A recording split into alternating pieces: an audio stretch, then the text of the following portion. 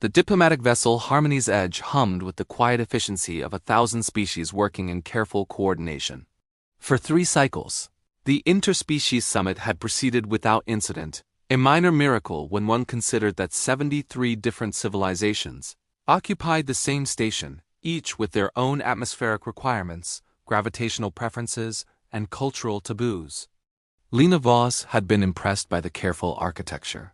The architects of Krell had designed every corridor, every junction, every chamber with mathematical precision to accommodate all attendees. Ramps for the sliding ones, perches for the avian collective, magnetic pathways for the iron-blooded. But somewhere in all that careful planning, someone had overlooked the simplest detail: handrails on the central staircase connecting decks 7 and 8. It happened at 2,347 hours, station time.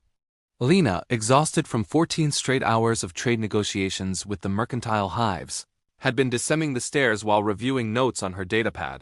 Her boot caught the edge of the 3rd step.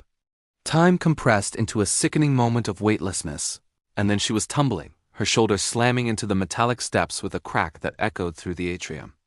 She landed in a heap at the bottom, datapad skittering across the floor.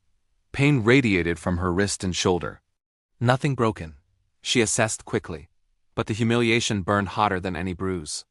Around her, dozens of species had turned to stare, the Krell with their compound eyes, the ethereals with their shimmering forms, the massive titans pausing mid-stride. A small figure darted forward. Cub Heron, barely reaching Lena's waist, his golden fur bristling with concern.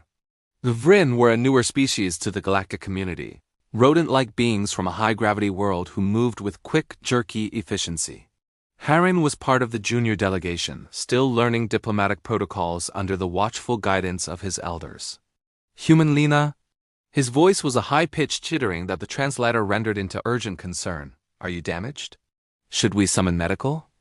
I'm fine, Lena said, accepting his tiny 3-fingered hand as she pulled herself upright. Her cheeks burned. Just clumsy. I should have been watching where I was going. Heron's large black eyes blinked rapidly. He looked up at the stairs, then back at Lena, then at the stairs again. His whiskers twitched in a way that Lena had learned meant he was thinking very hard about something. This is unacceptable, he said finally. It's really okay, Lena assured him.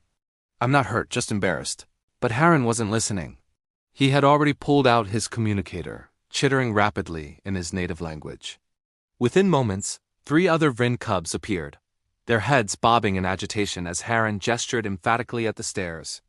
Lena tried to excuse herself, but the cubs had already formed a tight circle, their voices rising in what sounded like heated debate. Finally, Heron turned back to her, his small face set with determination. Go rest, human Lena. This will be corrected. She wanted to argue, to tell them it wasn't necessary, that it had been her own fault. But the Vryn had already scattered, moving with purpose that seemed almost frantic. Lena retreated to her quarters, took a sonic shower, and applied a dermal regenerator to her bruised shoulder. By the time she collapsed into her bunk, she'd nearly forgotten the incident entirely.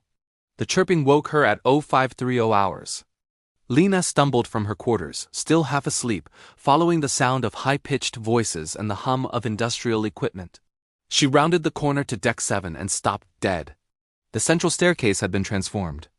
Sleek railings now lined both sides, perfectly positioned at human hand height. But these weren't simple metal bars. The Vryn had somehow acquired or fabricated railings with grip-textured surfaces, gently curved to fit a human palm. Emergency lighting strips had been installed along each step edge. At the top and bottom, warning signs displayed in 43 languages, including English, caution, elevation change. And there, supervising a team of 20 Vryn cubs who were applying the finishing touches with tools that seemed comically oversized in their tiny hands, stood Cub Heron. His fur was matted with some kind of adhesive, and his eyes were rimmed with exhaustion, but his whiskers quivered with unmistakable pride. Human Lena. He bounded over, nearly tripping over a power cable. We have completed the safety corrections. These stairs will cause no more falling. Lena felt something catch in her throat. Heron, you did all this. Overnight? Of course. He seemed genuinely confused by her surprise. You were injured.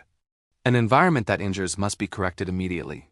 This is obvious, but I wasn't really injured. It was just a small fall. Harren's ears flattened against his skull, a sign of distress Lena had learned. You fell because the structure was inadequate. What if you had broken your neck bone? What if another human falls? What if an elder with fragile bones attempts these stairs? He shook his head vigorously. No, unacceptable. We have duty to maintain safe environment. Around them, other delegates had begun to gather, drawn by the commotion. The Krell architect prime approached, his crystalline form refracting the morning lights. The young ones came to us at midnight, he said, his voice like wind chimes. They requisitioned materials, submitted safety assessments, and began construction immediately. They have not rested. The Vryn elder, Mother Kessa, emerged from the crowd. She looked at the stairs, at her exhausted cubs, and then at Lena. Her expression was unreadable, but when she spoke, her voice carried warmth. The young ones have acted with honor, she said. They saw a wrong and could not rest until it was corrected. This is the Vryn way. We do not accept preventable harm to our crew. She paused, her whiskers twitching in amusement. Even when that crew is a clumsy human who walks while staring at her datapad. Laughter rippled through the crowd, not mocking, but affectionate. Lena felt her eyes sting with unexpected emotion. In a galaxy of careful diplomacy and measured responses, these small beings had simply seen someone fall and decided with the absolute certainty of youth that it must never happen again. She knelt beside Harren, bringing herself to his eye level. Thank you, she said softly. This is incredibly kind. Harren's whiskers drooped with embarrassment. Is only logical, he mumbled. But his tail curled with pleasure. As the cubs were finally herded off to their quarters for well-deserved rest, Lena climbed the stairs slowly, her hand trailing along the new railing. It was perfect. The height, the texture, the angle, every detail considered with care. Later, in the conference hall, the story spread through the delegates like wildfire. The Titans rumbled with approval. The ethereals shimmered with what might have been respect. Even the usually stoic hive speakers buzzed with interest. Humans, one of the Krell remarked during a break in negotiations, bring chaos wherever they go. And the Vryn cannot abide unsafe chaos. The Vryn elder mother clicked her teeth in laughter. Perhaps that is why we work well together. Humans stumble forward into the unknown, and we follow behind, installing railings. Lena smiled, flexing her slightly sore shoulder. In a galaxy of ancient species and elaborate protocols, sometimes the most profound statement of friendship was the simplest. We saw you fall. We will make sure it doesn't happen again. By lunch, 3 other staircases throughout the station had been retrofitted with railings. The cubs, finally awake from their rest cycle, had submitted formal proposals for additional safety improvements. Harren found Lena in the human delegation's common room and presented her with a small data chip. What's this? She asked. Instructional guide, he said proudly. For humans, how to walk on stairs safely. With pictures. Lena laughed a real, genuine laugh that made her bruised ribs ache. She pulled the tiny cub into a careful hug, feeling his rapid heartbeat against her palm. You're going to go far, Cub Harren, she said. His whiskers quivered with pleasure. I'm going to go install more railings, he corrected. The universe is full of stairs.